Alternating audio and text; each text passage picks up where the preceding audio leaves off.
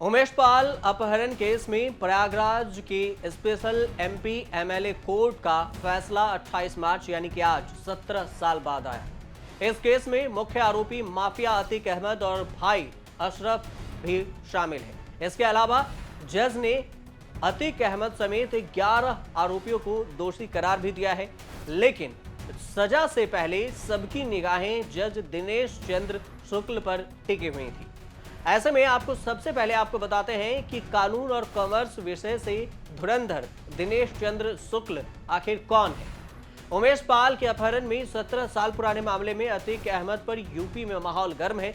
Justice Dinesh Chandra शुक्ल वही जज हैं जिनके आदेश के बाद अतीक को साबरमती जेल से यूपी लाया गया। दिनेश चंद्र शुक्ल इससे पहले भी कई माननीयों को अलग अलग मामलों में सजा सुनाई है। नंदी को सुनाई थी सजा। प्रयागराज के स्पेशल कोर्ट में आने के बाद दिनेश शुक्ला ने कई महत्वपूर्ण और चर्चित मामलों में फैसला सुनाया है।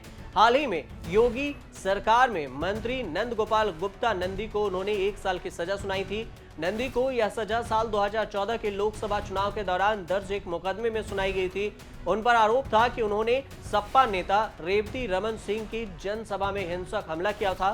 नंदी आईपीसी की धारा 147 और 323 में दोषी करार दिए गए और उन्हें 1 साल की सजा और 5,000 रुपए का जुर्माना लगाया गया था। सपा विधायक पर भी फैसला सुनाया गया था। इसी साल प्रतापपुर में सपा विधायक विजयमा यादव को सजा सुनाया गया था, 1.5 साल की सजा सुनाया गया था। साल 2000 के इस मामले में विजयमा यादव अन्य लोगों पर पुलिस की टीम हमला करने का आरोप लगाया था।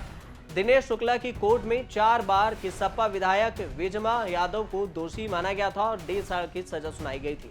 विजयमा और नंदी के बाद अब तीसरा मौका है जब दिनेश शुक्ला किसी हाई प्रोफाइल मसले पर अपना फैसला सुनाए हैं और 11 आरोपियों को दोषी करार दिया है। उत्तर प्रदेश के रायबरेली जिले के रहने वाले जस्टिस दिनेश चंद्र शुक्ला ने साल 2009 बैच के न्यायिक अधिकारी हैं। 1968 में उनका जन्म हुआ था। बीकॉम, एमकॉम, एलएलबी और पीएचडी की डिग्री है।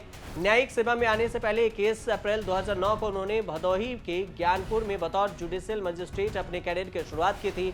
साल 2011 में इलाहाबाद एडिशनल सिविल जज यानी जूनियर डिवीजन में के रूप में तैनात किए गए। इसके अलावा उन्होंने एडीजी झांसी एडिशनल डिस्ट्रिक्ट और सेशन जज इलाहाबाद और मेरठ में डिस्ट्रिक्ट लीगल सर्विस अथॉरिटी के सचिव के पद पर भी सेवाएं दी।